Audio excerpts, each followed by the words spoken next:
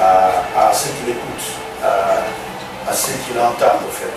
Voilà, c'est la raison pour laquelle nous voulons partager cette bonne nouvelle qui a pour but de nous aider à comprendre ce que nous devons faire pendant ce temps et aussi à comprendre comment nous pouvons expérimenter notre héritage. Parce que l'héritage nous a déjà été donné. Mais que devons-nous faire pour l'avoir? Que devons-nous faire pour pouvoir posséder cet héritage? J'aime toujours enregistrer les messages parce qu'après la prédication, j'écoute les prédications que j'ai faites, je suis comme ça. Donc, mon souci, c'est que nous puissions comprendre qu'est-ce que nous pouvons faire pour avoir l'héritage. Comment nous pouvons entrer en possession de l'héritage qui nous a été donné. Hier, nous avons expliqué beaucoup de choses, nous avons parlé de l'héritage en fait, n'est-ce pas? On a parlé de l'héritage que Dieu a destiné à chacun de nous. Nous avons compris qu'il y a beaucoup de mauvaises choses qui arrivent, ne viennent pas de Dieu, mais c'est Satan qui l'amène dans notre vie, afin de nous coincer.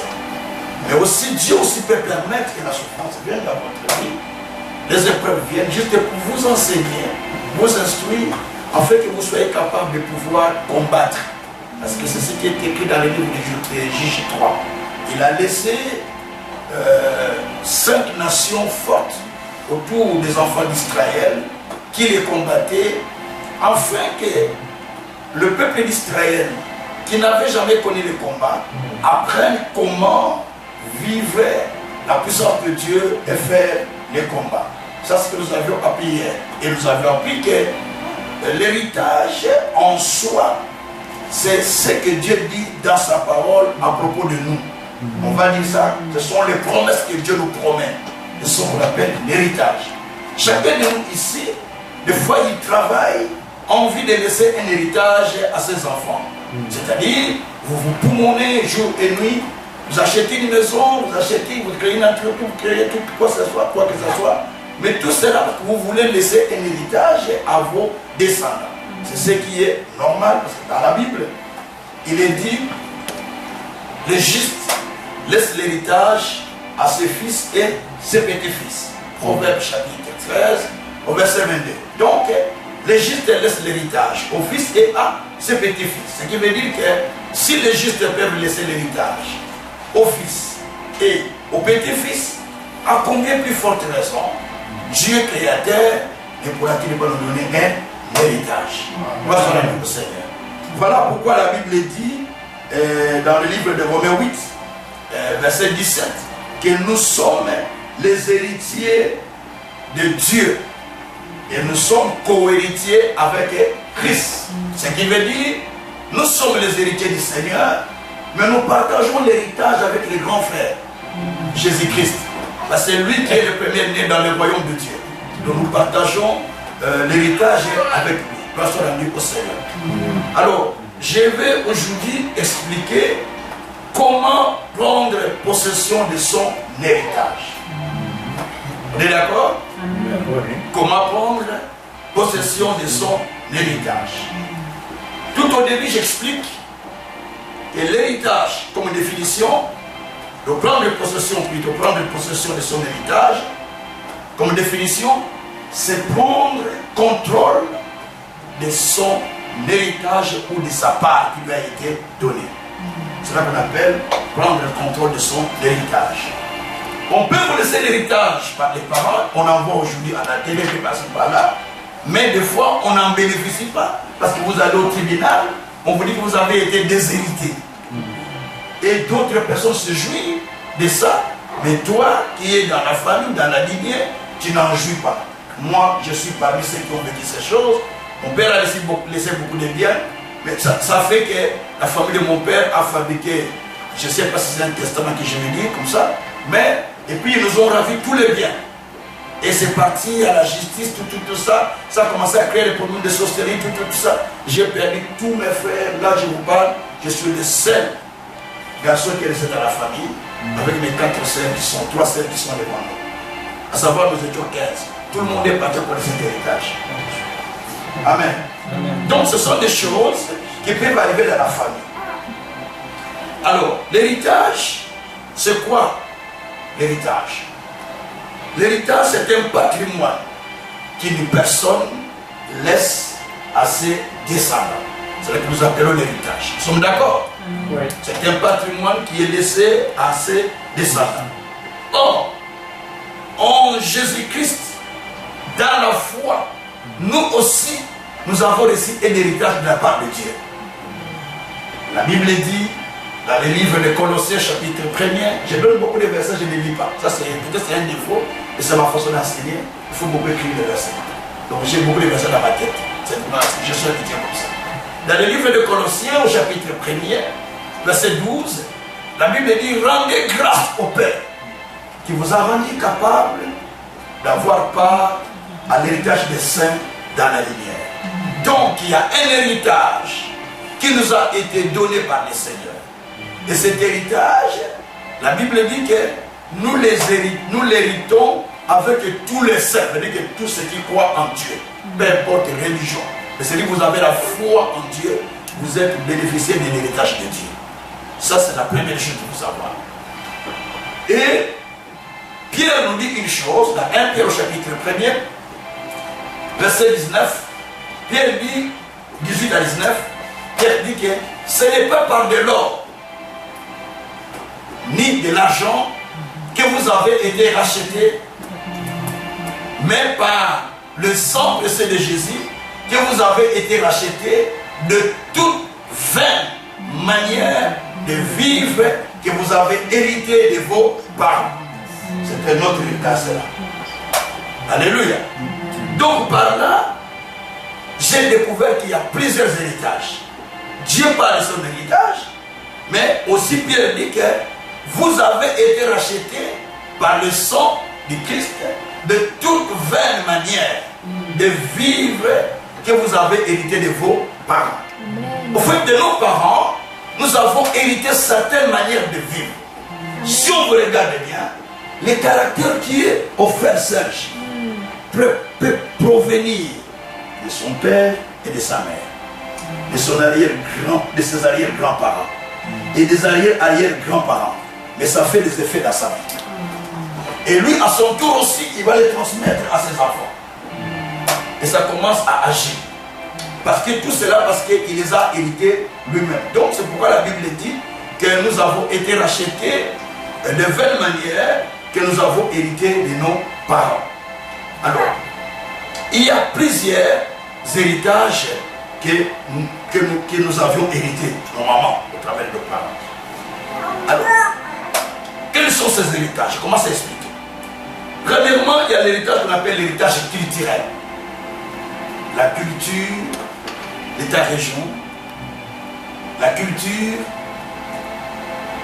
de ta famille, la culture de ton pays, la culture de ton milieu a plus d'influence que la parole de Dieu dans ta propre vie. Vous n'êtes pas croire à ça? Vous pouvez prier, mais la culture de l'endroit où tu proviens domine dans ta vie. La Bible dit deux rois, chapitre 17, à partir du verset 32, je pense, vous pouvez vérifier. Il y avait un peuple qu'on avait amené pour le placer à Jérusalem, parce que le roi de Babylone avait pris tous les pays. Et il a commencé à placer ce peuple à lui, parce qu'il a déporté tous les peuples d'Israël pour les amener en captivité. Et quand il les a établis à Jérusalem, Jérusalem était une ville sainte. La Bible dit que quand il les établit à Jérusalem, la Bible dit que ce peuple priait le Seigneur, mais il célébrait Dieu à la manière de la culture du pays où il provenait. Selon le coutume du pays où il provenait. Et cela n'a pas pris à Dieu. Dieu dit, je vais envoyer des lions pour commencer à les tuer.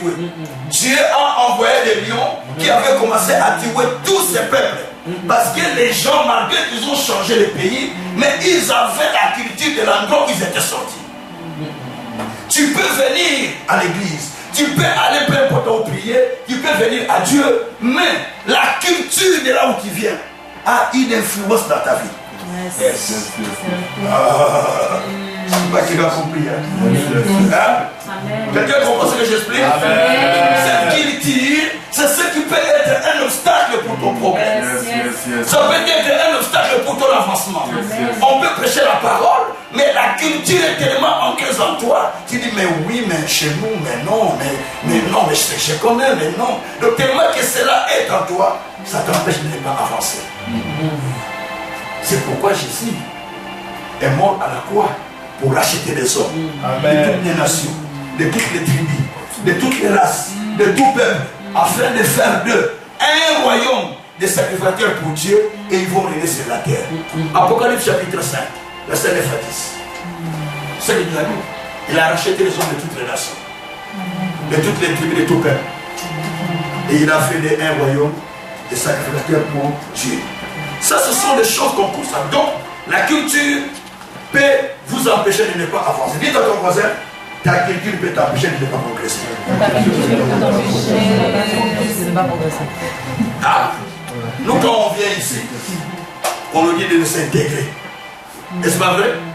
Pourquoi on nous demande l'intégration? Parce qu'on veut que nous puissions sortir de là où nous sortons pour acquérir la culture d'ici. Mais eux aussi, vous me permettez ce que je dis, c'est une vérité, mais eux aussi, ils ont une culture sans savoir que cette culture aussi là a beaucoup de défauts. Amen. Yes. Amen. Mais oui. Amen. Oh, il n'y a aucune culture qui est meilleure. Chaque culture a ses failles et a ses valeurs. Quelqu'un peut dire Amen. Amen. Quand Jésus est venu, il a trouvé les cultures partout. Les gens qui priaient, les gens qui servaient de cette manière, il a trouvé les Sadducéens qui étaient là. Il a trouvé les pharisiens qui étaient là. Il a trouvé les scribes. Il a trouvé toutes les religions. Il n'a pas voulu aller dans une religion. Tu n'as pas la religion. Amen. Tu n'as pas la religion. Amen. J'étais en dîner sur les plateaux de télé. J'ai dit, si quelqu'un me dit la religion d'Abraham, je le convertis dedans. Abraham n'était pas chrétien. Il n'était pas judaïste. Il n'était pas musulman. Il n'était pas orthodoxe. Mais Abraham croyait en Dieu. C'est tout court. Parce que nous sommes deux. Nous sommes deux. Mais parce que ton enfant, quand il va commencer à grandir, il va dire je suis chrétien parce que son papa était pasteur. Parce que c'est culturel. Amen. Alléluia. C'est vrai. Amen. Hein? Yes. Alléluia. Amen. Et il y a la culture qu'on appelle la culture religieuse. C'est-à-dire, je viens de l'église catholique, je viens de l'église protestante, je viens de l'islam, je viens de l'orthodoxe, je viens du judaïsme, je viens du bouddhisme. Tout ça, ce sont que des philosophies. Ça, c'est la philosophie. La vérité n'est qu'un. La vérité, c'est que Dieu a dit sa parole point trait.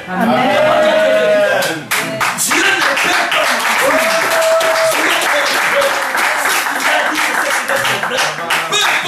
Tu peux n'importe où, mais ce qui est important pour Dieu, que tu aies une connexion directe avec lui. Ce n'est pas les bergers des oranges. Oh, des oranges, oh, je ne sais pas quelles roses, scarlett. Non, avoir une connexion avec le Créateur. C'est ce qui est important. Peu importe là où tu m'amènes, mais l'important c'est que je sois direct avec lui. Que Dieu soit là. Alors il y a la culture. On appelle aussi l'héritage, je parle de culture. Nous avons aussi ce qu'on appelle l'héritage culturel et l'héritage familial. Nous n'avons plus famille. Nous n'avons que famille. On vit comme ça, on est comme ça. Donc, vous avez cette culture dans votre famille. Et c'est resté en vous, ancré en vous. Quand vous allez ailleurs, vous voyez que les autres sont faux, vous êtes vrai parce que vous avez votre culture. Le jour que vous enlevez votre culture, vous allez comprendre que chez nous, c'était faux quand même. Hein, par rapport aux autres. Parce que nous avons enlevé les vôtres. De ça.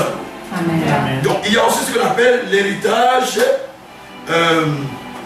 traditionnel. Et ça, c'est la tradition qu'on a l'habitude. Par exemple, nous, en Afrique, toute l'Afrique, soit Maghreb, soit l'Afrique subsaharienne, Quand vous allez marier une femme, vous devez payer la dot. C'est dans notre culture, non? Yes. Mais quand vous venez ici, vous allez prendre, il faut que vous n'avez pas besoin de payer la dot. Vérité. Vous avez besoin de s'entendre. Vous allez à la commune, même vous deux, vous faites le mariage. Amen. À la commune. Vrai ou faux? Si je dis faux? Vérité. Alors, j'ai vu, tu peux faire ça. Impossible. Il faut que tu sois là. Sinon, tu ne vas pas avoir des enfants. Est-ce que vous comprenez ce que j'explique, maman? Amen. Je sens que vous expliquer des choses qui sont réelles dans la vie, qui peuvent vous bloquer pour ne pas aller de l'avant, qui fait que vous ratez même l'héritage. Ici, en Afrique, c'est un peu difficile de trouver une jeune dame. Il a un monsieur là, puis il reste ensemble avec lui dans sa maison. C'est tout à fait difficile. C'est tout à fait rare. Mais ici, c'est normal. Il te dit, je vis avec mon copain. Il a pris un monsieur, il vit avec lui. Donc les parents ne sont même pas au courant de les relations. Ils vont voir seulement, mais qui ça? Oh, c'est mon copain, c'est mon pote. Il dit, c'est mon pote. Donc papa, tu t'étais parce que c'est mon pote. Tu n'as rien à dire. Donc c'est la culture ici. Donc tu dois accepter ça. Et tout ça, ce sont des choses que nous voyons et qui peuvent amener des difficultés dans la vie des gens sans le savoir. Parce que nous sortons du contexte de la parole du Seigneur. Il y a ceci que nous appelons la culture philosophique. La philosophie, notre façon de penser, notre façon de voir. Nous ne sommes pas des socratistes, nous ne sommes pas des Hermon, nous ne sommes pas des Kékisassois, mais nous sommes des gens qui observent, nous voyons comment les choses se passent. Mais il faut savoir qu'il y a des gens qui sont tellement philosophiques. Quand on parle de la parole, on commence à rechercher comment Jésus peut-il être enfant de Dieu. Dieu t'espère. Comment peut-il être? C'est la philosophie quand même, non? Ah oui. Mais comment vous allez me dire Marie n'a pas été avec un homme, il a eu des grossesses? Ce n'est pas possible. Mais parce que tu vis selon la philosophie.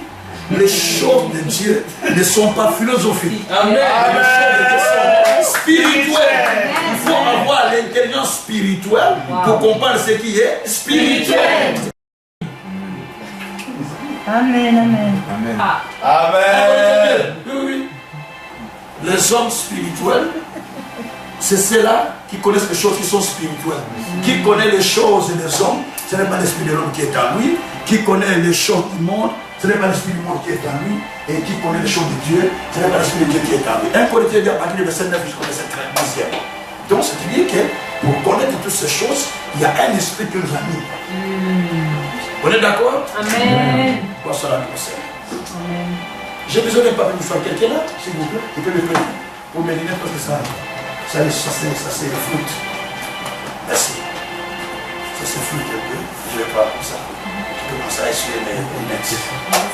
Juste pour essuyer mes lunettes. Quoi cela nous concerne? Alors, nous avons ce qu'on appelle aussi la culture. Voilà, les dieux sont bons. Hein? La culture scientifique. La culture scientifique consiste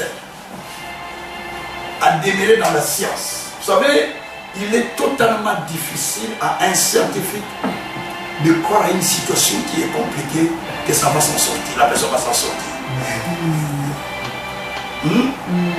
Quand j'ai été opéré 11 fois des écailles à une seule année. C'était l'erreur médicale bien sûr, mais ils ont causé encore des erreurs que plus que des erreurs. Les pistes sortaient de mes yeux. Et c'était, ils ne voyaient plus. Ils ont mis un plomb, ce qu'on appelle un petit métal, pour empêcher la communication de ce qui était ici de l'autre côté, pour que ça ne s'abîme pas. Et les nerfs étaient abîmés. Je ne savais pas retrouver que ça c'est mon enfant, ainsi de suite. Mais un jour, je me suis réveillé, j'ai commencé à prier en pleurant, j'ai dit non, non, non, non. Je ne deviendrai pas aveugle et je ne mourrai pas. Amen. Parce que toi, Dieu t'a dit, aucun malheur de paix m'arrivait. Amen. Amen. C'est ça, c'est mon héritage. Toi, Dieu, tu m'as dit, je suis avec toi. Je te prends en charge jusqu'à ta vieillesse. Isaïe 46, verset 3, 4. Toi, Dieu, tu as dit, tu marches devant moi. Tu applanis les obstacles. Tu brises les verrous de fer. Tu rompes les chaînes des reins. Isaïe 45, verset 1 à 3. Je dis non. Je dis, ça c'est mon héritage. Je ne mourrai pas et je ne deviendrai pas aveugle. Quand je suis allé au conseil de médecin, quand je suis allé voir les médecins, c'était un conseil de 5 médecins. Quand les médecins commencent à dire, bon, on va se mettre un conseil, on va se mettre un conseil, ce n'est pas une bonne nouvelle pour toi. Après, il me vient, il me dit, on ne sait rien faire. On attend seulement. Voilà, ils ont expliqué. Et là, j'ai commencé à me fondre en larmes. J'ai dit, j'ai donné l'occasion à Satan que je suis en train de me fondre en larmes. Je suis rentré à la maison, j'arrive juste à la porte de la maison, il y a un de mes pasteurs qui me connaissait. Je me suis fondé en larmes. Je suis tombé devant la maison parce que je pleurais tellement. Parce que le médecin, il n'y a plus rien à faire. C'était les Covid en plus. Et puis, au même moment, on reste à la maison. 3-4 jours, je devais retourner à l'hôpital. Quand je retourne à l'hôpital, le docteur me dit, c'est une dame. Il dit, Gabi, il m'appelle toujours Gabi. J'étais pas encore jeune, mais avec tout ça, avec les enfants, j'ai pitié de toi. Mais on peut trouver une solution. Amen. Et ça, c'est Dieu qui a parlé. Yes. Et il me dit, vous les pasteurs, vous n'aimez pas les greffes. Si on te greffe de quelqu'un qui va accepter. J'ai dit, si c'est pour m'aider, j'accepterai. Je l'ai dit simplement comme ça. Il m'a dit, bon, on va attendre. Et il fallait prendre la partie blanche de l'aile qui était détruite, aller greffer. Il me dit, il faut attendre au moins 17 jours. Mais il dit, il faut prier pour que ton nez ne soit pas, que ne continue pas à être infecté.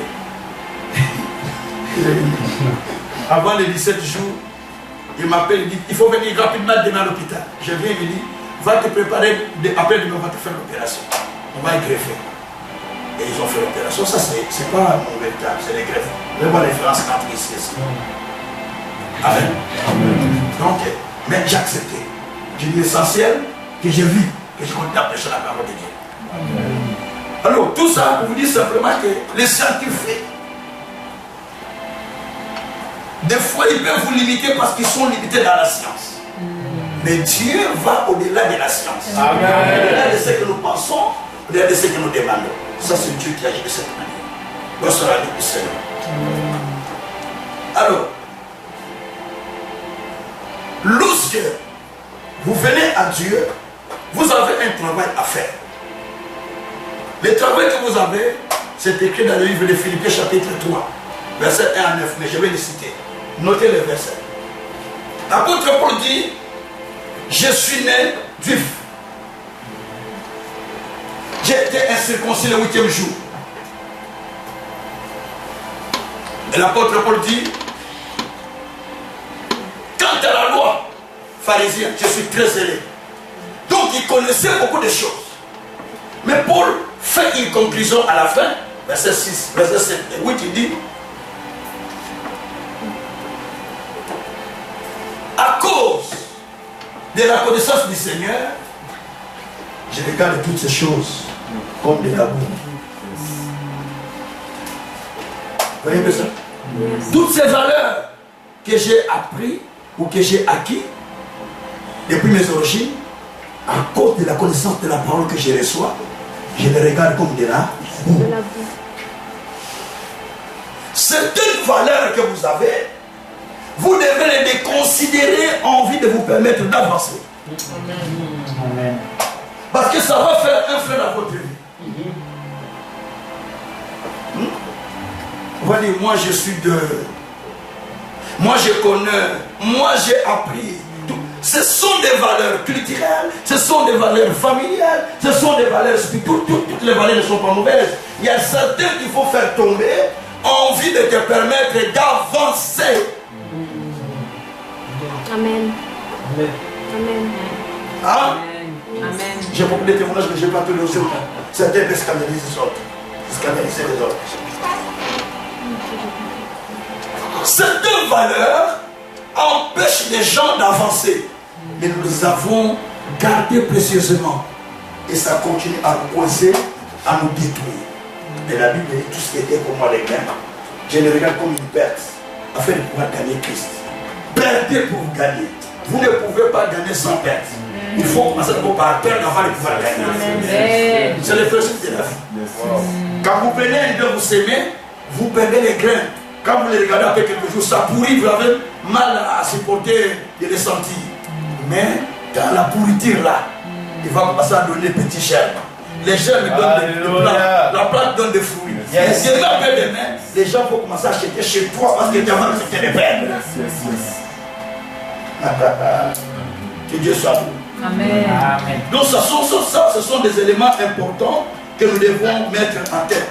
Il faut commencer par père. C'est pourquoi Dieu a dit à Abraham, quitte le pays de ton père, et de ta mère. Quitte la mère. Il a dit, quitte ton pays. Il a dit, quitte ton pays, ta patrie et la maison de ton père. Trois choses. Quitte ton pays, ta patrie et la maison de ton père. Alors, je te bénirai.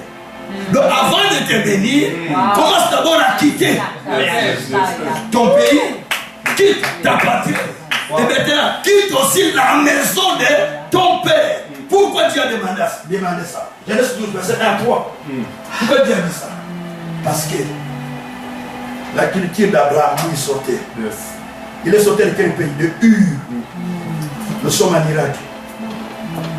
À l'époque, c'était Ur. Dans ces pays, à l'époque, on pouvait se marier avec sa petite sœur. C'est pourquoi Abraham s'est marié avec sa petite sœur.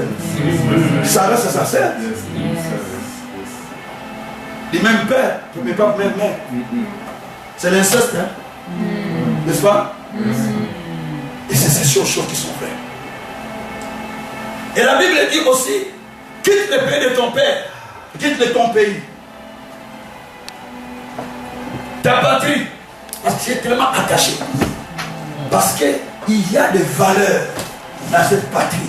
Il y a des valeurs culturelles qu'Abraham avait tellement encaissées, avait emmagasinées. Et c'était difficile pour lui de s'en sortir tant qu'il n'avait pas abandonné ça. La stérilité vient d'où? C'est là où il était. Tel qu'il était, il ne pouvait pas avoir des enfants. Il fallait qu'il sorte. Dieu dit, sors. Alors je vais te bénir. Quand il va sortir, pour aller, Dieu dit, je te bénirai. Je rendrai ton oncle. Écoutez. Tant qu'il n'était pas sorti, qu'il était encore là, il ne pouvait pas être béni.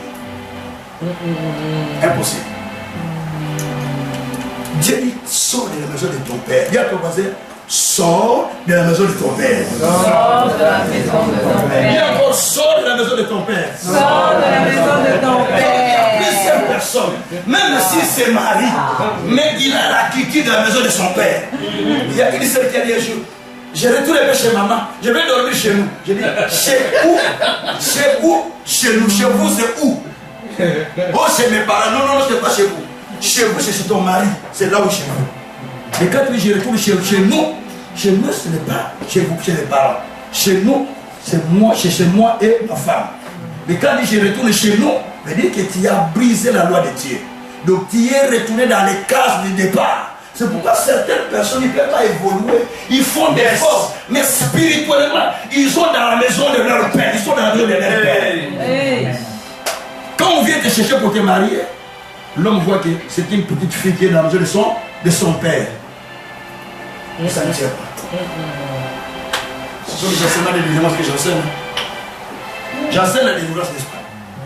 Donc tu ne peux pas, parce que tu es dans la maison de ton père, Dieu dit, sors de chez ton père. Et tant que tu es chez ton père, tu ne peux pas avancer. Abraham ne pouvait pas avancer parce qu'il était chez son père. Il s'appelait Abraham. Il veut dire que père logé, père élevé, père sans enfant. Parce qu'il était sous la responsabilité de son père. Lui-même, il était papa avec sa femme, mais il est chez son père. Malheur à celui qui est chez son père avec sa femme. Hein? Il y a quelqu'un qui fait chez sa famille, chez son père avec sa femme. Il y a quelqu'un, je te choque, mais c'est une vérité. Il y a quelqu'un qui vit chez son père avec sa femme. Ou bien une femme qui vit avec son mari chez son père. Il y en a ici. Là, c'est grave. Hein? Là, tu es en prison. Ça, tu m'attends. Donc, la Bible dit, sors du pays de ton père et de ta mère.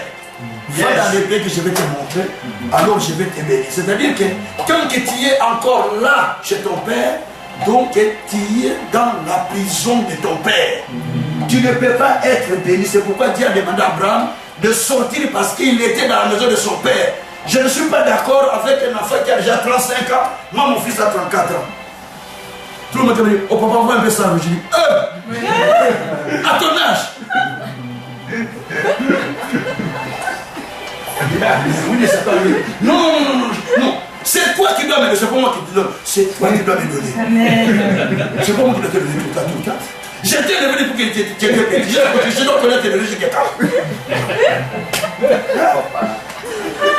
J'ai dit, si je continue à te donner, je te retourne en prison chez moi. Il faut que je ne te donne pas pour que tu te débrouilles. Si je continue à te donner, je te retourne dans ma prison. Amen. Il me comprend pas, il y a des choses qui lui prêchent lui. Il y a des choses qui lui prêchent lui. C'est compliqué. Mais c'est une vérité. Amen. Alléluia. Amen. Je lui ai dit, trouve la femme, marie-toi. Les choses. Tant que tu dis, oh, il faut que j'attende, il faut que je. Tu vas t'organiser quand? Quand? J'ai dit, moi j'étais il y a quel âge?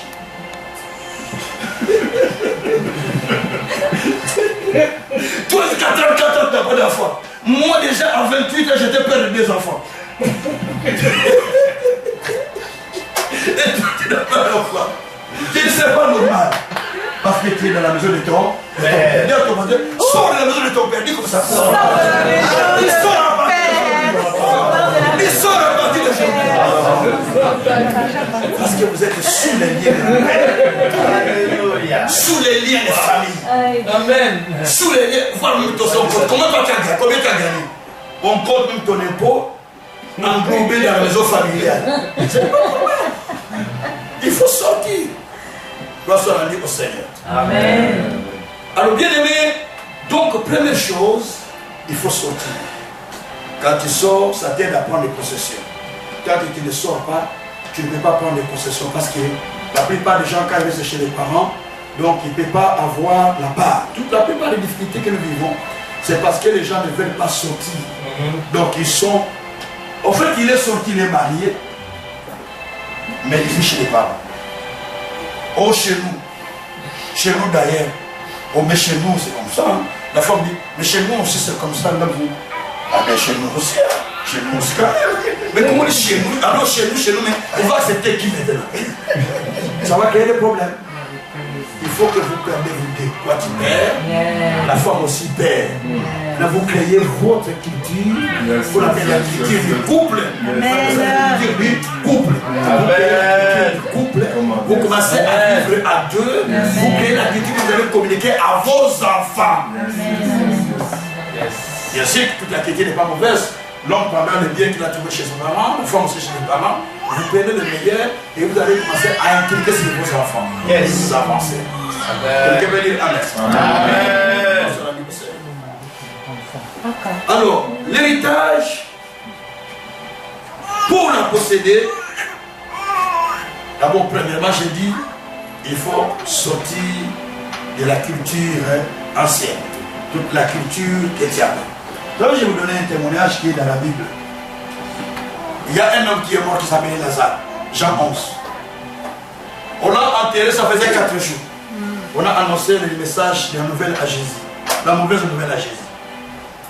Jésus dit, ok, je viendrai. Jésus est parti en état avec les 4 jours. Quand il arrive pour aller ramener la personne à la vie, il demande où est-ce qu'on l'a mis. Écoutez, c'est hey, il est déjà dans la tombe, il est mort. Tout ça, il commence à appeler. Si tu étais là, notre frère ne serait pas mort. Ok, montrez-moi là. On le montre là où il a venu, la tombe. Il a dit à sa sœur, ôtez la pierre. Parce qu'on a mis des pierres à l'entrée de la tombe. Ôtez la pierre. Écoutez, Marthe. Non, Seigneur, il sent déjà mauvais. Ça fait 4 jours. Si on enlève la pierre, là, tout le monde va fuir ici. On ne peut pas rester ici. Dans notre culture, quand on a dit ça fait 4 jours, on ne peut plus enlever la pierre. Donc laissez la personne là-bas. Oh, Barapo Sakarama. Je suis venu enlever la pierre sur quelqu'un. Amen. Je suis venu enlever la pierre sur quelqu'un. La pierre empêchait que Lazare sorte. Parce que la culture ne permet pas qu'on enlève la pierre, parce que la personne fait déjà 4 jours sous la tombe. Mais Jésus est venu en disant, enlève, il va au contraire de la loi, au contraire de la culture. Les gens disent non, il ne faut pas. Il dit non, enlève la pierre. Je pouvais dire, oh, mais il sent déjà mauvais. Comment on va enlever la pierre? Jésus dit, enlevez la pierre. Marc dit, maître, ne fais pas ça. Les gens du village nous regardent. Ils vont parler là. Au même moment, les gens disent, oh. Vous savez ce que les gens ont dit? Il a attendu 4 jours. Il mangeait chez eux. Il était leur ami. Il attendait qu'il meure pour qu'il vienne maintenant dire qu'on enlève la pierre. On est déjà enterré. On a fait notre boulot. Mais il fait, ça c'était l'escroc. Alors que Jésus, il ne parlait pas le langage des humains. Amen. Il parlait le langage qui était spirituel. Amen. Parce qu'il pensait tel que Dieu pensait. Il pensait tel que... Tu sais, quand tu penses, dès que la parole de Dieu pense, tu penses au rythme du cœur de Dieu. Amen. C'est ça. Et moi, je respire comme ça. Tout le temps, quand je suis là, quelque chose vient, je commence à penser tel que dit la parole. Et là, mon cœur me met à la dimension du cœur de Dieu. Et quand je déclare le miracle, c'est fait. C'est le secret. Donc là, Jésus, à ce moment, il est entré à la dimension du cœur de Dieu. Il a dit, enlève la pierre. Quand ils ont enlevé, il dit, Lazare sort. Lazare est sorti. Il a dit aux mêmes personnes qui ont dit, enlever la pierre, commencez à le délier. Qui l'ont délié? C'est des gens qui ont mis la pierre qui l'ont délié. Donc, ils ont commencé à le délier. Ils ont compris que cet homme avait raison. Donc, Lazare pouvait rester dans la tombe, simplement parce qu'il y avait la pierre qu'on avait posée à cause de la tradition de la culture. Et ta vie, frère, ça peut rester longtemps comme ça. Yes. Parce qu'il y a la pierre qu'on avait posée. Amen. La pierre de la culture. Maman a dit. Amen. Papa a dit. L'oncle a dit. La famille a dit. On nous a dit. Ça devient une pierre pesante qui t'empêche de Yes. Ça empêche d'aller de l'avant. Il faut enlever la pierre. Je suis venu pour que la pierre tombe. Afin que tu sors de là où tu es. Ma mission, c'est d'aller libérer ceux qui sont captifs. Et c'est ce que Dieu m'a demandé de faire. Je suis venu te faire sortir de là où on t'avait placé. Pour que tu commences à prendre la vitesse, commencer à aller plus loin là-bas. Amen. Dieu soit loué. Amen.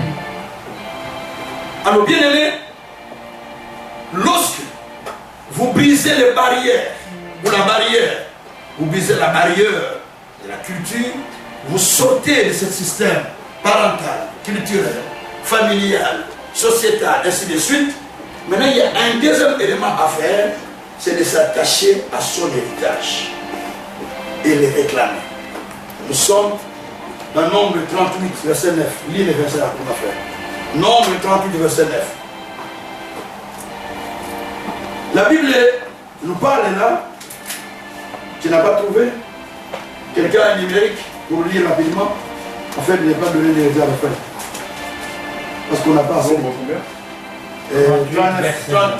39. Non. Qu'est-ce que j'ai dit? Combien? 38, verset 9. Non, 36, verset 9. 36. 36, verset 9. Nombre 36, verset 9. 36. 36, verset 9, oui. Oui. L'héritage donc ne sera point transporté d'une tribu à une autre, mais chacune des tribus des enfants d'Israël se tiendra à son héritage. Oh, alléluia. Amen. L'héritage ne sera pas donné n'importe quelle manière, mais chacun va s'approprier de la part qu'on lui a donnée. Écoutez-moi bien. Chaque personne dans la famille qu'on partage l'héritage, chacun s'approprie de sa part. Il ne peut pas la donner à une autre personne. Dans ce pays où nous sommes, il y a une grande entreprise qui embauche beaucoup. Le monsieur, avec son âge avancé, il veut maintenant céder l'entreprise à son frère. Son frère dit, moi je ne peux pas. Parce que je suis dans un autre domaine, il faut donner à une autre personne. Il veut donner à sa fille, qui est aussi travaille dans l'entreprise comme directrice aussi.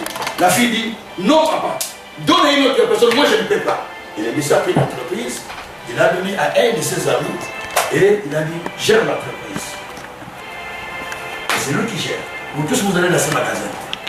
C'est lui qui gère cette entreprise. Ce n'est plus lui-même le patron, mais c'est un de ses amis qui gère maintenant. L'héritage, on ne donne pas n'importe comment. Chacun prend sa part. C'est pourquoi dans Luc 15, quand vous lisez Luc 15 à partir du verset 12, vous allez voir qu'il y a un enfant qui est venu chez son père en disant, Père, donne-moi ma part qui m'a été réservée. Yes. Et il ne va pas donner la part. Donc aujourd'hui tu vas dire au Seigneur, donne-moi ma part qui m'a été réservée. Amen. Je suis venu prendre ma part qui m'a été réservée. Donc l'héritage, il faut le réclamer. Quand tu ne le réclames pas, tu ne peux pas entrer en possession de cela. Je vous explique beaucoup de choses. L'héritage que tu ne réclames pas, tu ne peux pas l'avoir. Il faut le réclamer pour que cela puisse faire ses effets dans ta propre vie. On est d'accord? Amen. Il y a une famille plutôt. Il y avait la stérilité terrible. C'est la famille d'Isaac.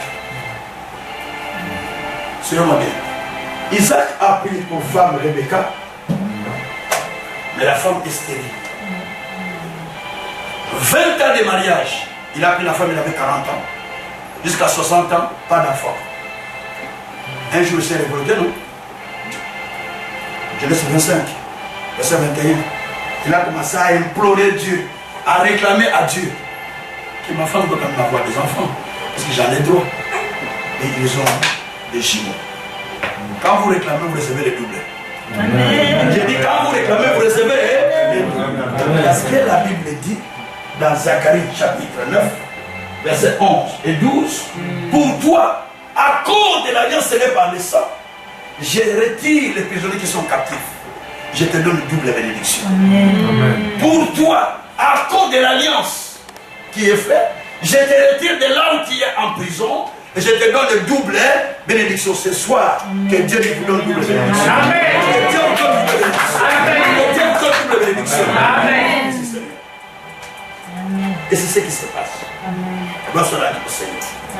Mais quand Isaac parle de la stérilité, ça ne commence pas par lui. Ça commence par son père Abraham. Lui-même, il était aussi stérile avec sa femme. Il a lutté pendant plusieurs années. Il a reçu la promesse à 75 ans, 75 ans. Jusqu'à 100 ans, 25 ans d'attente. Pour avoir l'enfant. Sa femme, 20 ans. Expliquez son fils Jacob, 20 ans. Isaac plutôt. Isaac, 20 ans. Abraham, 25 ans. Il a fallu ce jour-là à Abraham de recevoir des hommes de Dieu. Les 3 anges qui sont passés devant sa maison. Amen. Quand il y passe, Abraham dit, ah, c'est aujourd'hui ou jamais. Ces hommes passent, il faut qu'ils fassent quelque chose. Il dit, madame, je vais recevoir ces gens. Il ne les connaît même pas. Il dit, monsieur, entre chez moi. Ils sont entrés. Ils sont entrés. Restez là, je vais préparer les repas rapidement. Madame, il faut préparer un peu un diril, la pâte, le pain, le semoule, tout ça. Moi, je vais préparer la viande. Je pense que c'est Abraham qui a préparé la viande de Alléluia. Rapide. Et quand il a commencé à servir, les hommes ont mangé, ils ont fini. Ils veulent partir. Un a dit, on va cacher ce qu'on va faire à Abraham. Il nous a donné à manger. Comment on peut cacher? Pendant qu'il est parti là, au coin de la rue, avant de sortir de la maison, ils ont dit, où est ta femme? Oh, elle est dans la cuisine. Les femmes aiment plus les cuisines, la cuisine. Et puis il dit, l'année prochaine, ta femme aura un fils. Amen. Sarah qui était dans la maison, 90 ans, c'est pas possible. Donc la femme dit, j'ai 90 ans, c'est le plus possible. Un des anges dit, parce que ta femme a rigolé. L'enfant sera appelé rire. Amen. Amen. Vous avez l'habitude de dire, Isaac, c'est pas un bon, on veut dire rire. Yes. Alors, on a dit la frère de rire. Pourquoi? Parce que ta femme a ri. Donc, la stérilité était chez Abraham. Et quand les gens se sont passés, la stérilité est finie. Je vais dire à quelqu'un. Amen. Sache. Tout ce qui était stérile dans tout ce qui était stérile ne marchait pas. Ça commence déjà à marcher.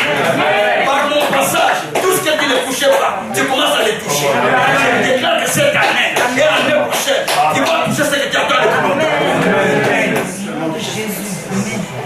Merci Seigneur. Dieu confirme les paroles de ce serviteur. Amen. Alors bien aimé, il y a aussi un problème dans cette famille. Abraham, on a pris la femme chez un roi.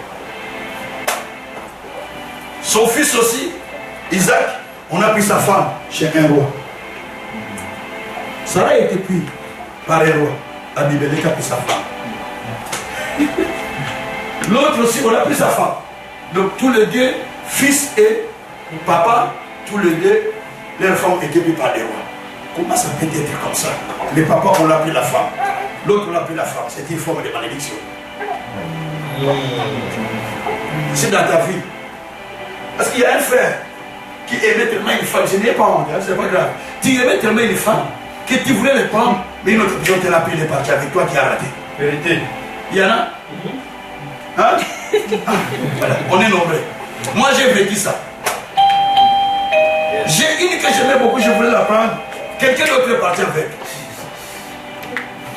Et ce jour-là, la tension était descendue à 0. C'est pas l'autre qui meurt. Alléluia. C'est-à-dire que ce que tu aimais, tu ne l'as pas pris. C'est une forme de malédiction. Wow. Si ta femme, on la cache chez une autre personne, il faut s'examiner. C'est qu'il y a une malédiction chez toi. C'est une vérité. Ou alors c'est ta femme qui est infidèle. C'était une malédiction. Je sais que c'était pas ça tout à l'heure. Et Abraham avait accepté.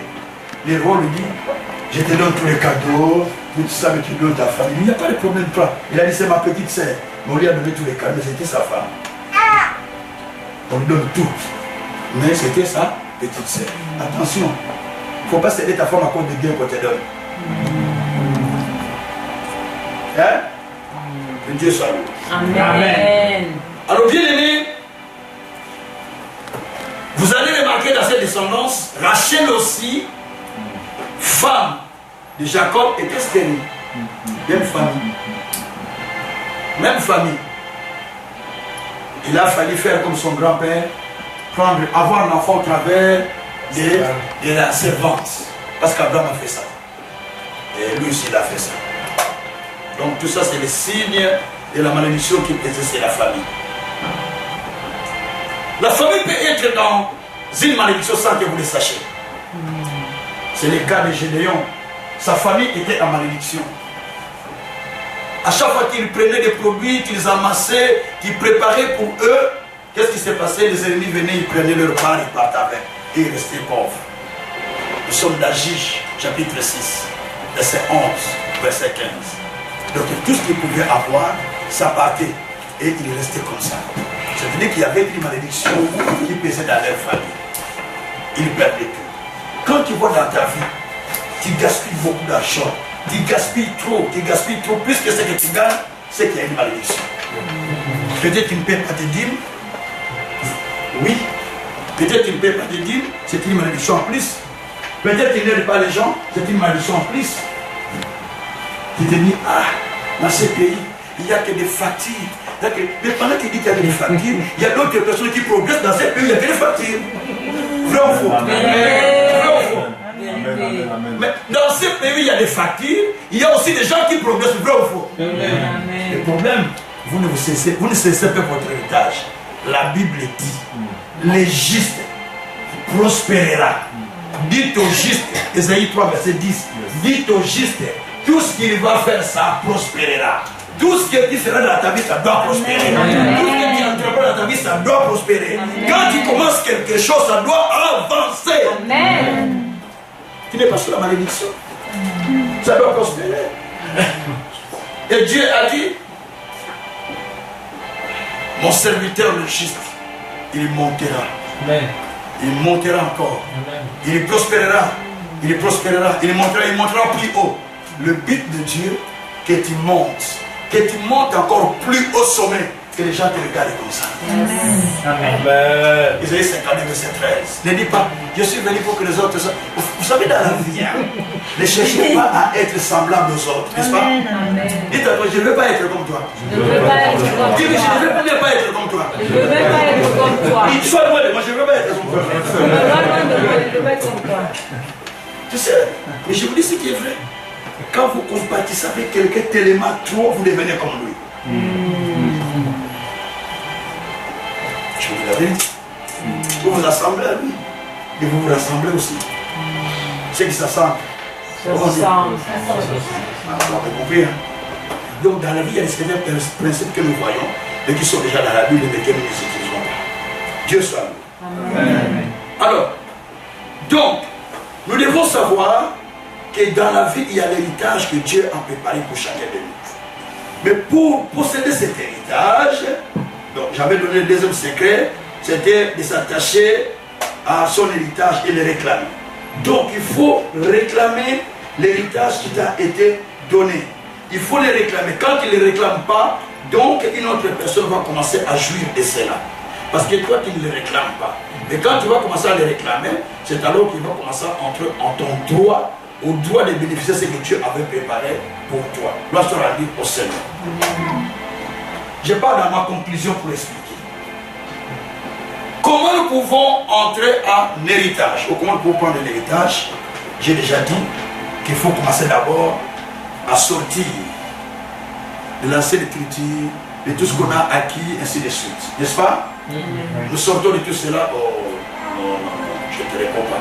Donc, nous sortons de tout cela pour que nous puissions entrer en possession de ce que Dieu avait préparé pour nous. Ça, c'est la première chose. Et deuxième chose, nous devons nous attacher à l'héritage qui nous est promis. Il y a des gens pour qui l'héritage leur est promis, mais ils ne s'attachent pas à leur héritage. C'est-à-dire, ce qui t'a été promis à Dieu, ça ne t'intéresse pas. Tu t'intéresses aux histoires des réseaux sociaux, tu t'intéresses aux choses qu'on dit dans le monde, mais tu ne t'intéresses pas à ce qui t'a été dit par Dieu. Comment veux-tu que Dieu te bénisse? J'ai des comptes de Facebook, deux comptes, une pour la radio, une autre personnelle pour moi, il y en a même pour l'église, pour la communauté. J'ai tous les réseaux sociaux là, les WhatsApp, tout, donc j'ai tout ça. Mais il y a une chose que j'ai faite.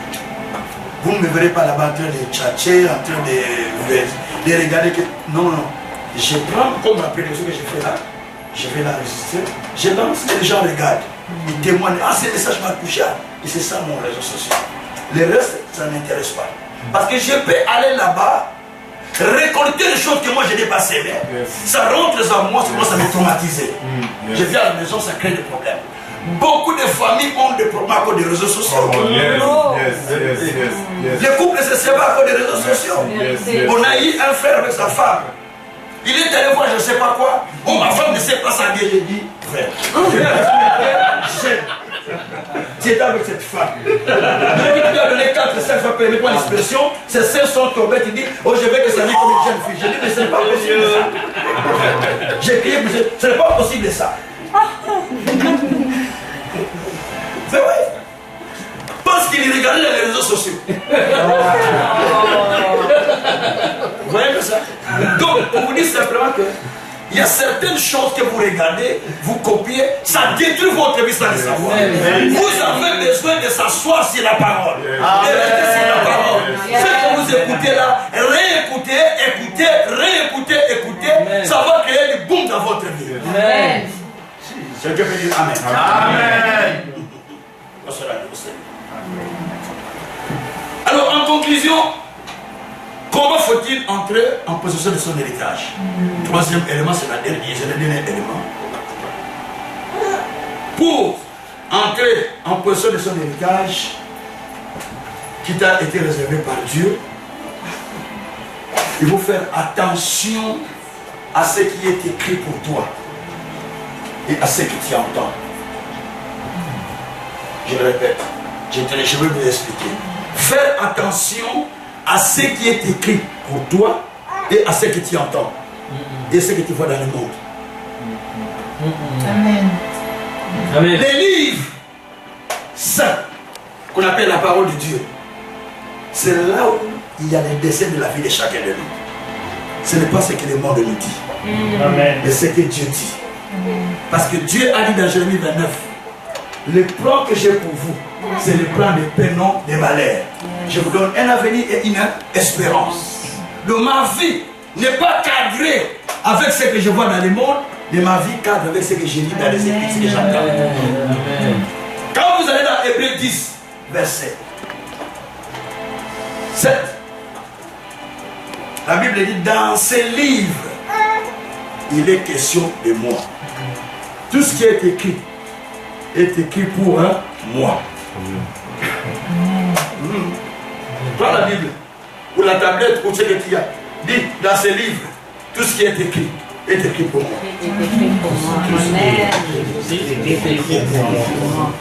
Quand vous arrivez à ce point-là, vous comprenez que tout ce qui est écrit dans les Écritures est écrit pour vous. Vous allez commencer à bénéficier de ça. Hein? Il y a une femme, son enfant était malade. Vous arrivez à l'hôpital, le médecin dit, madame, c'est une déformation qui est normale. Souvent, tous les enfants qui naissent souvent de telle région, ils ont ça. Quand la dame nous a dit, j'ai dit, madame, la femme pleurait, j'ai dit, madame, ne pleure pas. Qui a parlé? Le médecin. Qui a créé le médecin? Dieu. Je dis, mais je vais te dire ce que Dieu dit. Dieu dit dans Psaume 127, verset 3, les enfants sont un héritage qui vient de la part de Dieu. C'est une récompense que Dieu donne. Je lui ai dit encore, Ésaïe 49, verset 24 et 25, Dieu dit, je combattrai tes ennemis. D'abord Dieu dit, ce que l'ennemi t'a pris, sera-t-il récupéré? Ce que le tyran a pris, peut-il le récupérer? Dieu dit, oui, tu peux le récupérer. J'ai dit, donc tu peux récupérer la santé de ton enfant. Donc continuons à lire avec lui. J'ai dit, la Bible dit que je combattrai tes ennemis et je sauverai tes fils. Donc Dieu va sauver cet enfant. Je lui ai dit, Ésaïe 65 dit, la Bible verset 20, tu n'auras pas les enfants pour les voir périr. Donc tu ne vas pas avoir des enfants qui sont en défaut. Donc il faut demander à Dieu, Seigneur, c'est toi qui m'as donné cet héritage. Et l'héritage que Dieu donne n'apporte pas de chagrin. Pour Psaume 10, verset 22. J'ai dit, mais comment tu veux avoir un héritage qui est détruit? Commence à réclamer. Il a commencé à réclamer, Nous avons oublié. J'ai dit, retourne maintenant. Parce que moi, quand je vous demandez de prier avec moi, vous me demandez la prière. Je vais dire, Seigneur, je prie, moi je ne fais pas comme ça. Moi, je prie avec toi. Tu me dis ton problème, tu répètes la prière avec moi. C'est comme ça que je fais. J'ai dit, la Bible dit ceci, répétons. Répétons. En fait, j'ai dit, c'est là que ça s'accomplit. J'ai dit, amen, c'est fini. Va voir ton miracle. Demain, tu m'appelles Ginger et c'est miracle. C'est comme ça que je fonctionne. Parce que si moi j'ai pris Seigneur, non, moi je prends ce qui est écrit, je brandis. Parce que Dieu dit, ah ben oui, c'est pour moi qui dis. La Bible dit, dans Ésaïe, chapitre 41, verset 21, prenez votre cause, mais présentez-moi votre moyen de défense. Donc il faut présenter à Dieu votre moyen de défense. Ésaïe 43, verset 26 dit, prenez ensemble.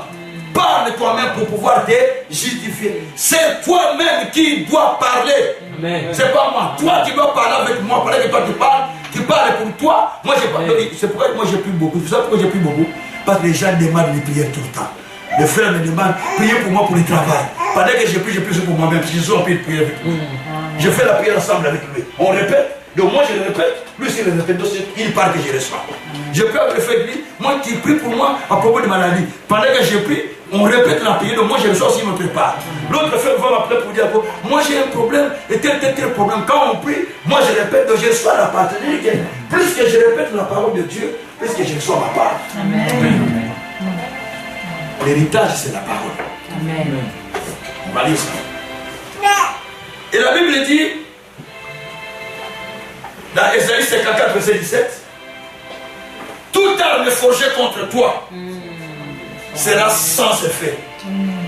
Tel est l'héritage que Dieu donne à ses servants. C'est-à-dire, quand on forme un plan contre toi, ça sera sans effet. Amen. Parce que c'est un héritage que Dieu t'a donné. Que tout flèche qu'on va lancer contre toi ne tiendra pas. Dis à ton voisin, lance la flèche comme tu veux, mais ça ne va pas toucher. Ça ne va pas te toucher. Ça va pas te toucher. Mais je vous dis, c'est Dieu. C'est pourquoi ça ne me touche pas. Mais moi, je voyage beaucoup. Je ne voyage pas en Europe. Je voyage en Europe, bien sûr, beaucoup de pays. Mais je vois tous les frères font de l'Afrique. Là où il y a vraiment des fêtiers, vous voyez les statues qui parlent. Statues, il y a les statues qui parlent. Un statue. Mais j'arrive là, je prêche, les statues sont bouche bée. Et les féticheurs, tous se convertissent. On me dit, ici les gens viennent, ils retournent, papa, c'est tu t'as préparé. J'ai tout déjà préparé depuis longtemps. Je n'ai pas besoin de gêner. J'ai déjà préparé depuis longtemps. Quand j'arrive, les gens se convertissent, les gens tournent vers le Seigneur, les gens sont guéris, les gens sont délivrés. Je retourne en bonne forme, en bonne santé. Parce que la Bible dit que tout arme forgé contre toi sera sans effet. C'est mon héritage. Dieu dit, celui qui creuse un peu contre toi, il tombe lui-même. Proverbe 6, verset 27, c'est-à-dire, si quelqu'un creuse un peu contre moi, il tombe lui-même. Levez-nous, merci vous. Levez-nous. Amen. Levez-nous. Commence à prier sur ces choses. Je veux que tu dises encore une fois, tu commences à prier. Non, ne prie pas n'importe comment, tu vas prier après moi. Il Seigneur, toute arme forgée contre moi sera sans effet. Sera mon héritage.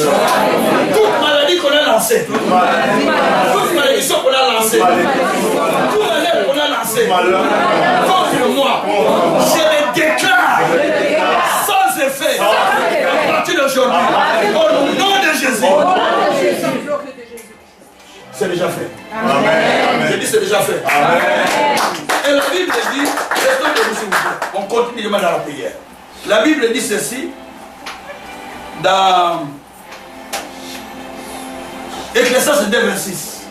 Ça c'est ton héritage. Écrivez ça. Il y a des gens qui aiment que l'argent vienne entre leurs mains, n'est-ce pas? Amen. Amen. Il n'y a pas des gens qui aiment que l'argent vienne entre leurs mains. Regarde tout le monde. La Bible dit ceci, Dieu donne l'occupation aux méchants d'amasser beaucoup de biens et de les transférer aux justes. Dans ta vie, il faut toujours prier que Dieu touche un païen et gagne beaucoup d'argent pour les transférer vers toi. C'est ça que dit la Bible, non? Ecclésiaste 2, verset 26. Dit Seigneur, il y a des gens qui ont gagné des millions. Mais envoie-les vers moi. Le message ne va pas dire je te donne des millions. Mais il va créer une opportunité, une ouverture, une porte qui s'ouvre pour une affaire, ou pour toi qui étais mécanicien quelque part, mais tu ouvres la porte et dit, viens un peu dans cette porte qui s'ouvre, dès que tu commences, tu laisses la mécanique. Qui est le vrai patron? Parce qu'on a ouvert la porte, on a transféré la richesse. Et c'est le secret. Amen. Il y a des gens qui sont en train d'être avec les richesses. Et Dieu a dit, il va les faire quitter entre leurs mains pour les donner à ceux qui sont justes, à ceux qui croient en Dieu, parce qu'ils vont soutenir l'œuvre de Dieu. C'est maintenant que nous voulons commander ça. Je vais commander ça, je vais commander. Je vais commander ce chèque-là. Répète après moi, Seigneur, il y a beaucoup de gens qui ont l'argent. Moi, ton fils, je souffre. Maintenant, Seigneur, je demande que tu commandes à ces gens-là. Ils prennent de ce qu'ils ont. À l'amener vers moi. Maintenant que je parle, je demande au Dieu qu'un ange aille prendre le trésor qui sont entre leurs mains pour me les donner. Au nom de Jésus. Tu l'as déjà reçu. Dis que tu l'as déjà reçu. Oh, tu l'as déjà reçu. Tu l'as déjà reçu. La Bible dit dans Ésaïe 60, verset 11. Tes portes seront grandement ouvertes jour et nuit. Amen. Jamais ils seront fermés. Afin de laisser entrer dans ta maison le trésor des nations. Alala. Tes portes seront grandement ouvertes. Amen. Ni la nuit, ni les jours. C'est-à-dire, pendant que toi tu dors, les gens sont allés chercher. Pendant que tu es au travail, les portes sont toujours ouvertes. Je suis en train de dire à quelqu'un, il n'y a aucune porte qui sera encore fermée. Si tu vivais une saison de portes fermées, je te déclare maintenant que Dieu est en train de faire une saison de portes fermées. Si tu vivais une saison de ciel fermé, je te dis que Dieu est en train de déclarer une saison de ciel ouvert. Au nom de Jésus. Parle après moi, Seigneur, je vais expérimenter une saison de portes ouvertes. Tout aspect de ma vie. Au nom de Jésus. Je le reçois au nom de Jésus. Vous l'avez déjà reçu. Amen. Gloire soit le Seigneur. Amen. Et la Bible dit, toujours dans Ésaïe, au chapitre 62, verset 8. Dieu dit, je ne donnerai plus ta possession, ton héritage, ta bénédiction à une autre personne. Amen. C'est-à-dire que autrefois, ta part était donnée à une autre personne. Mais maintenant Dieu dit, je ne peux plus le donner à une autre personne. Je vais le donner à toi. Maintenant tu vas le réclamer. Que ce qui t'a été pris par quelqu'un d'autre, que cela revienne vers toi. Moïse était pris par Pharaon, mais Moïse est retourné chez sa maman. Vous savez ça? Donc, dites à Dieu, Seigneur, ce qui m'a été pris, que cela revienne vers moi. Ce qui est parti, loin de moi, que cela revienne vers moi. Au nom de Jésus, ce que je n'ai jamais vu, que cela vienne dans ma vie. Pour la gloire de ton Seigneur. Au nom de Jésus. Amen. Que Dieu soit. Vous sortez le même des versets, vous vérifiez. Amen. La Bible dit, dans Ésaïe 33, verset 24. La Bible dit, ceux qui habitent la montagne de Sion, ça c'est l'héritage que je vous donne, ne diront plus jamais qu'ils sont malades. Yes. Amen. Parce qu'ils ont déjà obtenu le pardon de leurs péchés. Quelqu'un est malade au milieu de vous?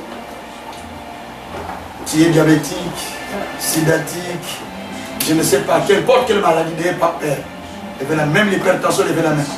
Peu importe maladie. Répétez après moi pendant que nous parlons. Seigneur, tu as dit, ceux qui habitent la montagne de Sion, ils n'ont plus jamais qu'ils sont malades. Parce qu'ils ont déjà reçu les pardons de leurs péchés. Moi qui te parle, j'ai longtemps souffert de la maladie. Maintenant je parle à la maladie de me quitter le corps, de me lâcher au nom de Jésus. Je parle à mon corps.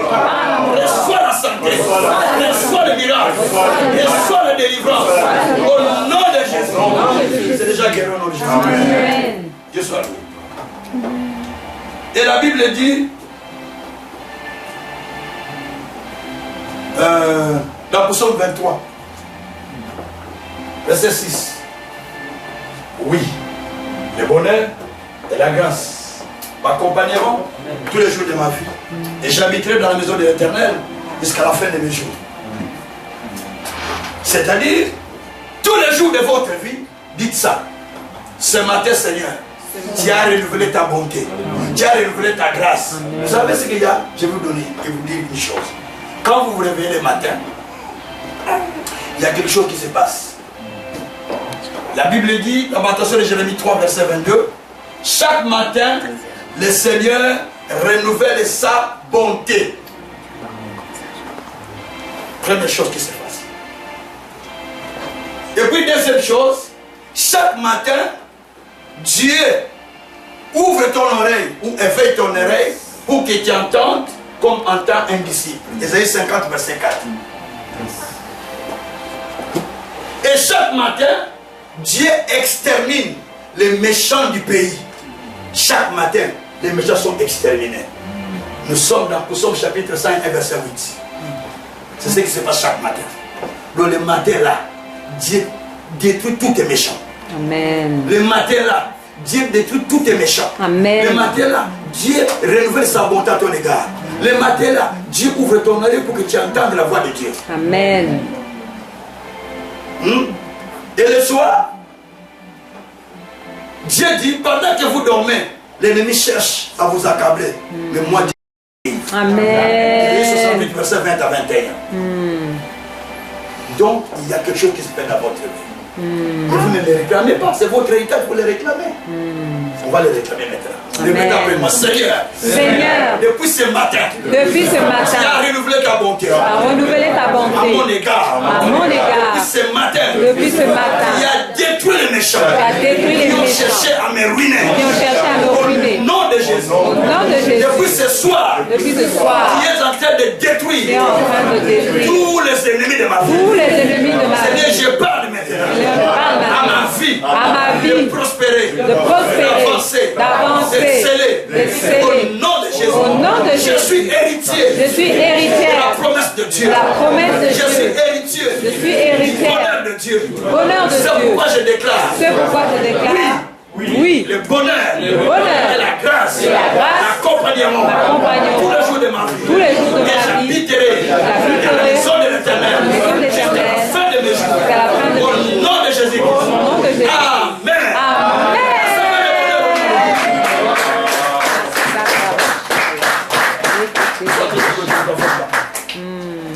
Vous savez aussi qu'est-ce qui se passe?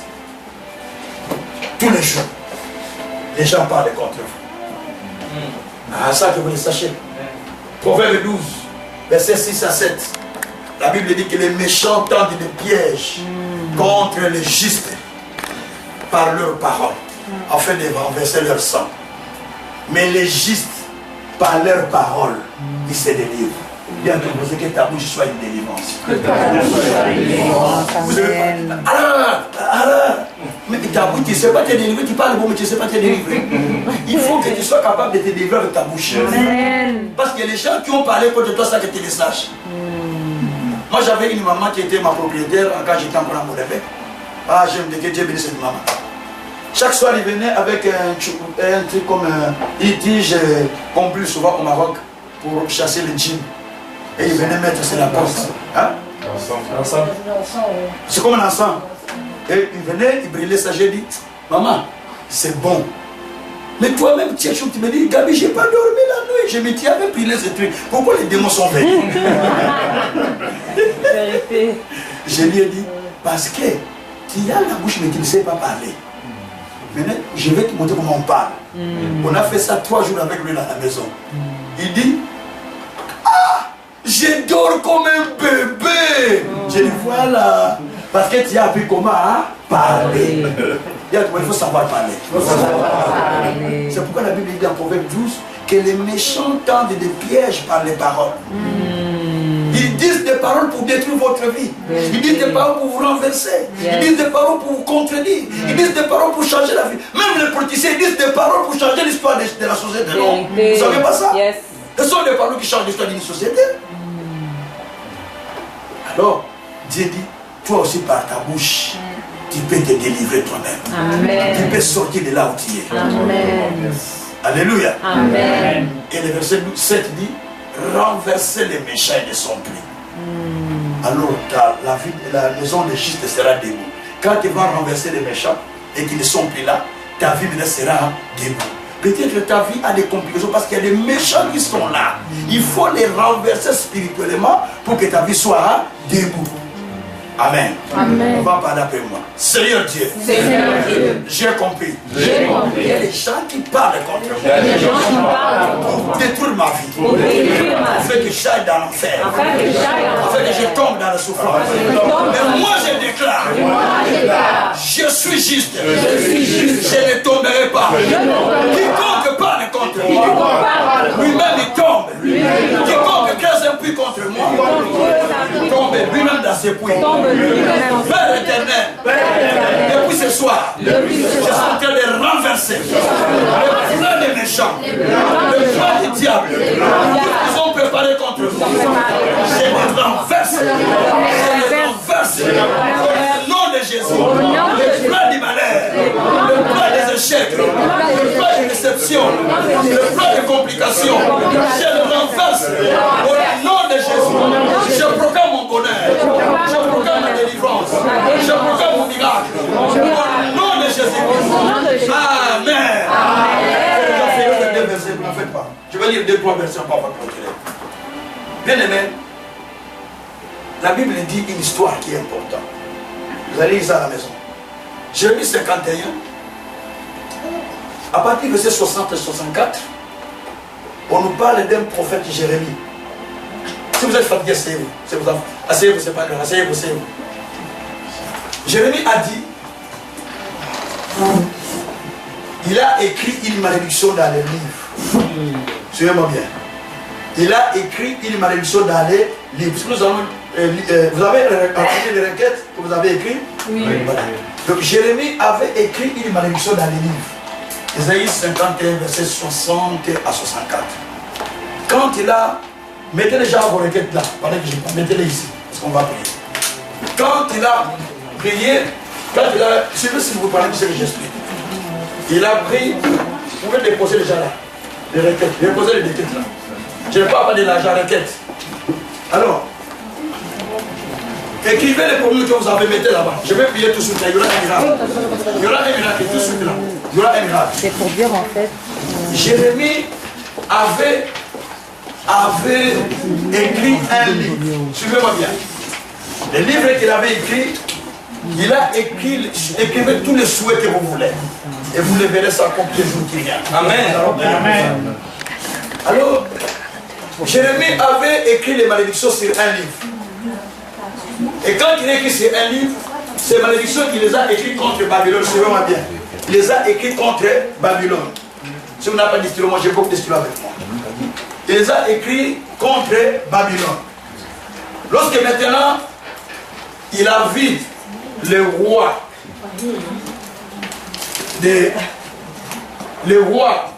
de Juda, quand il est rentré au pouvoir, après 4 ans, il doit quand même créer des relations avec les pays voisins.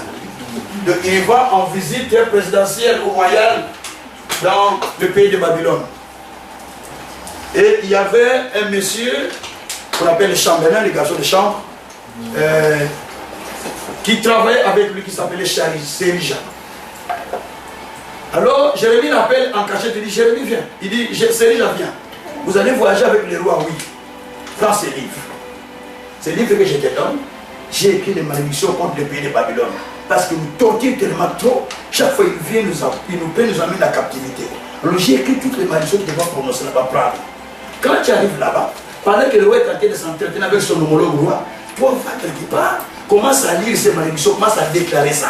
Déclare que Babylone sera englouti, il ne va plus se relever. Babylone sera englouti, il ne va plus se relever. Babylone sera englouti, il ne va plus se relever. Quand tu auras fini de faire ça, prends une pierre, attache une pierre sur cette lettre et jette ça dans le fleuve. Quand tu vas jeter, tu dis, Babylone, c'est fini pour toi. Il ne va plus te relever. Le Messie est parti. C'est bien ce que je vous explique. Le Messie a pris la lettre, il est parti. Pendant que le roi s'entraîne avec son homologue roi, lui il est parti devant le fleuve, il est en train de parler contre Babylone. Babylone, toi tu vas t'engloutir, tu nous tortures tellement, tu nous prends toujours en captivité. Nous n'avons jamais pris les gens pour les amener en captivité chez nous, mais vous venez nous prendre pour nous amener en captivité. Babylone, tu seras englouti. Babylone, tu seras englouti. Babylone, tu seras englouti, tu ne te relèves plus. Et puis il a pris la pierre, il a mis sur le papier, il a jeté dans l'eau, il a dit, comme tu es parti là, c'est fini. On ne va plus parler de Babylone. Wow. Alléluia. Amen. Vous avez entendu parler de Babylone aujourd'hui? Oui. Ça existe encore? C'est un grand royaume. Ça existe encore? Non. Babylone, ça existe encore? C'est fini. Depuis que Jérémie a fait ça, Babylone a été disparu. Que par les paroles, Babylone est parti. On ne parle plus de Babylone. C'est-à-dire, les choses pour lesquelles tu parles, avec foi, ça part. Comme vous avez lu les requêtes là. Yes. Vous parlez, c'est je ne veux plus voir ça. Ça part pour toujours. C'est enterré. Je montre le secret, non? Amen. C'est un héritage. Savoir parler, c'est un héritage. Parler d'habitude, ce n'est pas un héritage. C'est une malédiction. Mais savoir parler, c'est un héritage. La Bible dit que la bouche qui parle beaucoup ne manque pas du péché. Parce que tu parles trop. Mais la bouche qui parle sagement, c'est une bouche héritière. C'est un héritage. Parce que moi, je ne parle pas n'importe comment. Si tu es à côté de moi, et ils sont souvent avec moi, ils vont vous dire ça. Il dit, papa Kazé, il ne confesse pas la négativité. Vous avez déjà vu quelqu'un, quand il est malade, il dit, je suis bien. Même devant les médecins, même devant les médecins. J'ai dit, je me sens tellement trop bien. C'est quoi ça? Madame, je ne sais pas dire, je me sens mal, parce que sinon je me sens tellement mal. Des fois, il rigole. J'ai dit, ça, c'est ma conviction. Si je dis, je ne suis pas bien, ça va devenir comme ça. Quand je n'ai pas d'argent, je dis pas, je n'ai pas d'argent. Je dis, j'ai beaucoup d'argent tellement dans ma poche. Il n'y a pas moyen. Ma femme sait qu'il n'a pas l'argent. Je dis, j'ai beaucoup d'argent. Alors je n'ai pas. Il ne faut pas parler négativement. Je vous ai enseigné hier, non? Ce que vous dites, c'est ce qui va vous arriver. C'est ce qui est arrivé à Job. C'est ce que vous dites. Par le moment où vous n'avez rien, dites maintenant j'ai beaucoup. Et ça va commencer à venir. Amen. Vous vous sentez, vous dites, mais je me sens bien maintenant. Le bien va venir. Amen. Ce que tu n'attends pas, ça ne vient pas. Ce que tu ne dis pas, ça ne vient pas. Il faut changer votre façon de vivre. Amen. C'est l'héritage que vous enseigne. Je vous transmets l'héritage, mon frère. Alléluia. Amen. Tous les matins, quand tu te lèves, tu parles devant tout le monde, tu dis, oh, quelle belle créature. Oh, alléluia. Je suis béni. Amen. Je suis grand. Amen. Je ne manque rien. Amen. Je prospère. Aucun malheur ne peut m'arriver en ce jour. Amen. Au nom de Jésus. Amen. Nous sommes 91. Verset 6 à 10. 1000 tombent à la droite, 10 000 à gauche, je ne serai pas à terre. Des accidents à gauche et droite, mais moi je ne serai pas à terre. Mes yeux verront, mais moi je ne serai pas à terre. C'est ce que dit la Bible. Aucun malheur ne peut m'arriver. Je déclare ce que dit les Écritures. C'est un héritage que j'ai reçu. Il faut, ce que je vous donne là, c'est les versets que je donne là. Lisez-les, c'est votre héritage. Amen. Alléluia. Amen. Quand les choses ne marchent pas, dites ça doit marcher. Ça doit, dites même 10 fois en colère, ça doit marcher. Les gens disent bon, c'est quoi ça? Vous avez déjà vu quelqu'un parle dans la toilette? Moi je parle dans la toilette, même dans la salle de bain. Par qui je parle? Ça doit marcher. Rien ne peut m'empêcher. Je dois prospérer. Je dois avancer. Donc tu parles tous les jours comme un fou. Mais tu n'es pas un fou. Parce que tu as compris que tu es un héritage que tu dois réclamer. C'est un héritage que tu réclames. Hein? Amen. Quand les gens se lèvent contre le Seigneur, qui se lèvent 10 000 à côté, 10 000 de l'autre côté, mais moi il ne faut pas me toucher. Amen. La Bible dit la malédiction sans cause et sans effet.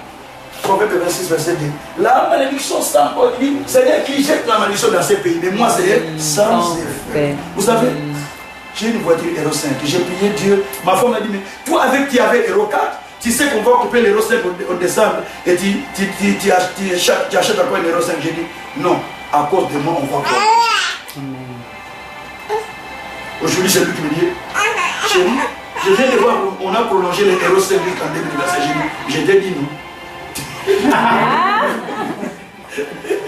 Mais c'est la foi. Alléluia. Il faut vivre par la foi. Ce que tu crois, ça vient. Ce que tu ne crois pas, ça ne vient pas. Quelqu'un peut dire Amen. Amen. Nous allons parler comme ces requêtes. Nous allons parler sur ces requêtes.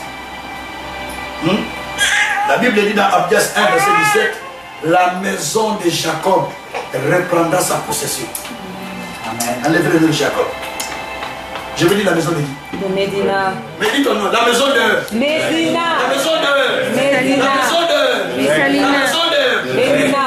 Dis je reprendrai ma possession. Je reprendrai ma possession. Dis je reprends ma part. Je reprends ma part. Dis je reprends ma part. Je reprends ma part. Je reprends ma part.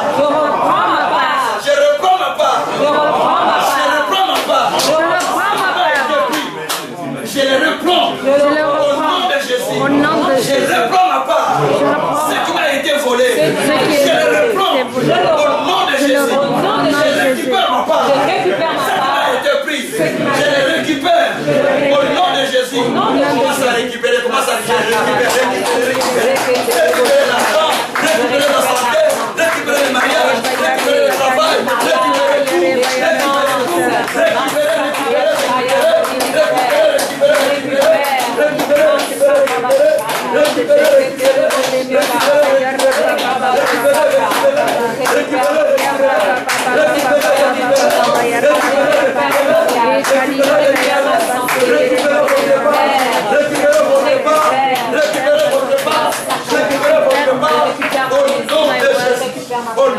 Au nom de Jésus.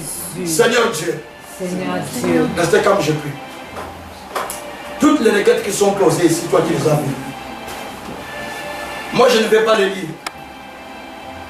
Et dans le ciel, Père, tu sais les lire. Père éternel, Ézéchias avait reçu un courrier sur lequel les menaces étaient contre lui. Il est venu avec dans le temple. Il a déposé devant l'autel. En pleurant devant toi. Le jour suivant, tu lui as dit ne crains point. Tu vas voir tous ses ennemis. Ils vont finir dans un seul jour. Le jour suivant, tu as envoyé un ange qui avait tué 185 000 soldats des ennemis.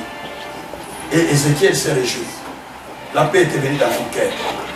Aujourd'hui, Père, tu vois toutes ces requêtes qui sont venues dans ta présence. Je te prie, Père, de solutionner, de donner des réponses en peu de temps. Père, Habakkuk a dit, dans Habakkuk 3, verset 2, accomplis ces choses au cours de l'année. Père, je te prie que tu accomplisses ces choses au cours de cette année. Avant que l'année termine, donne la réponse à chacun. Donne des solutions à chacun. Il demande que Dieu est vivant. Au nom de Jésus-Christ, Seigneur Dieu, nous avons présenté des requêtes devant toi. Je sais que tu es présent pour accomplir quelque chose. Par le nom de Jésus-Christ, nous déclarons les solutions. Nous déclarons les miracles. Nous déclarons la gloire. Au nom de Jésus-Christ. Amen. Amen. Okay.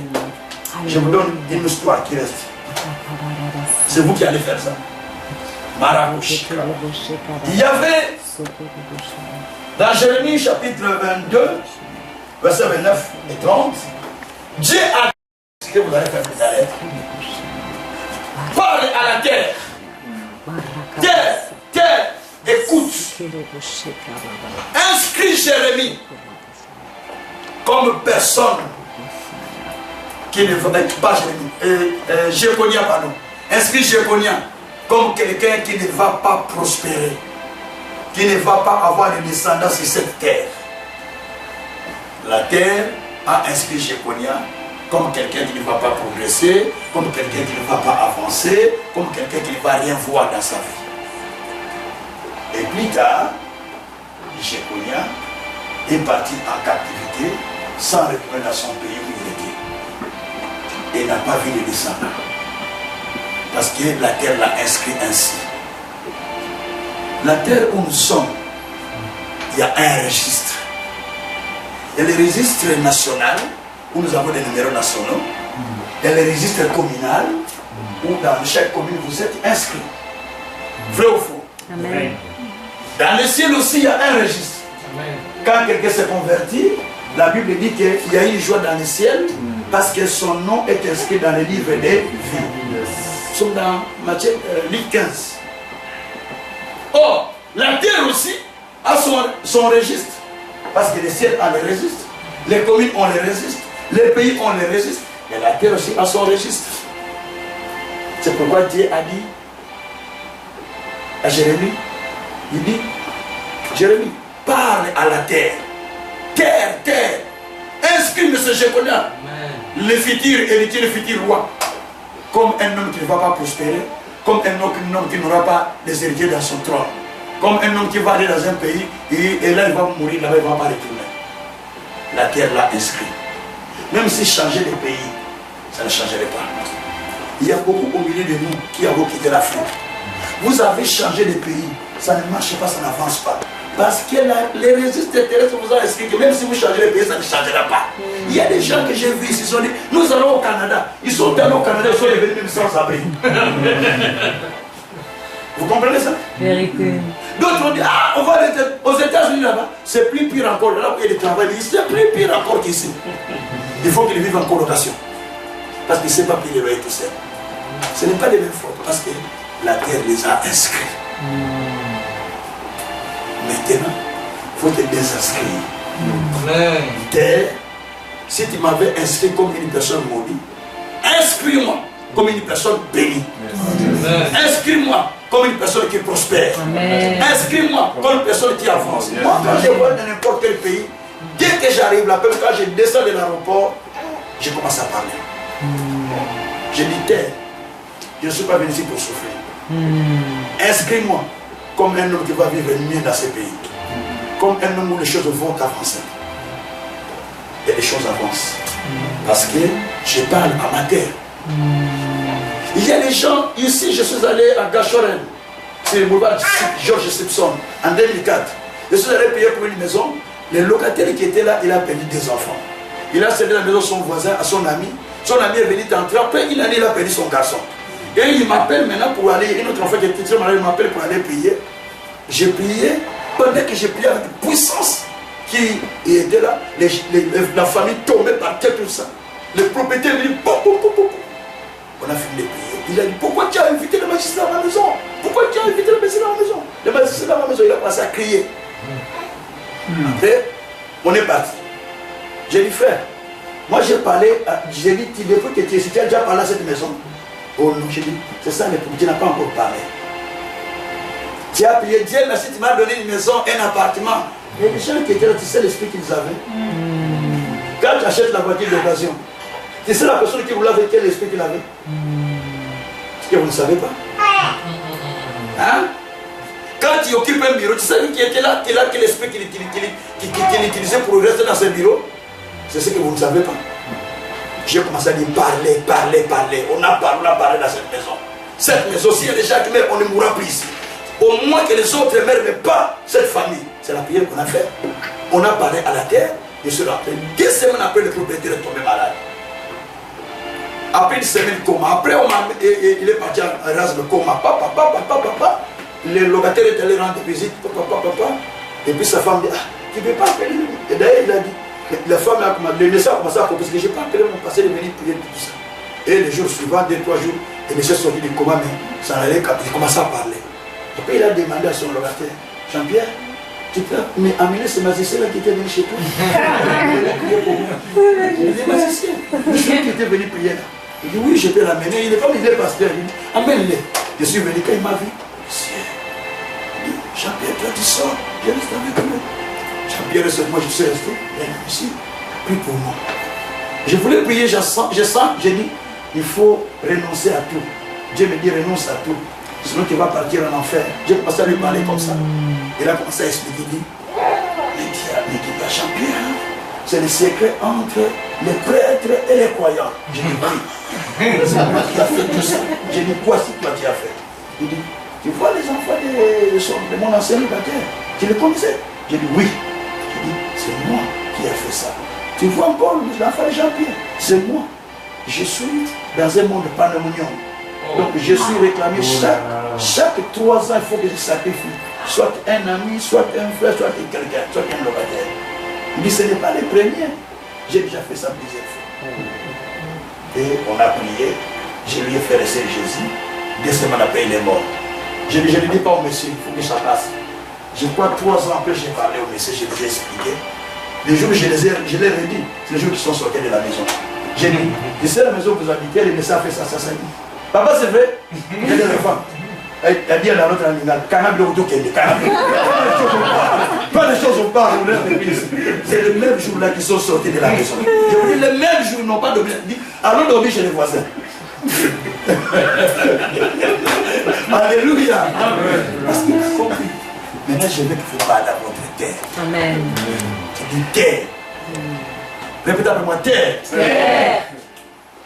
Désinscris-moi. Désinscris-moi. Comme un malheureux. Comme un malheureux. Désinscris-moi. Désinscris-moi. Comme maladif. Comme maladif. Désinscris-moi. Désinscris-moi. Comme condamné. Comme condamné. Désinscris-moi. Désinscris-moi. Comme un homme de la souffrance. Comme une femme de la souffrance. Au nom de Jésus. Au nom de Jésus. Terre. Terre. Inscris-moi. Inscris-moi. Comme un homme qui prospère. Comme une femme qui Comme prospère. un homme qui avance. Comme une femme qui avance. Comme un homme qui a des succès. Comme une femme qui a Comme des un homme qui doit régner. Comme une femme qui a Comme un homme qui doit aller plus loin. Au nom de Jésus. Soyez bénis au nom de Jésus. Amen.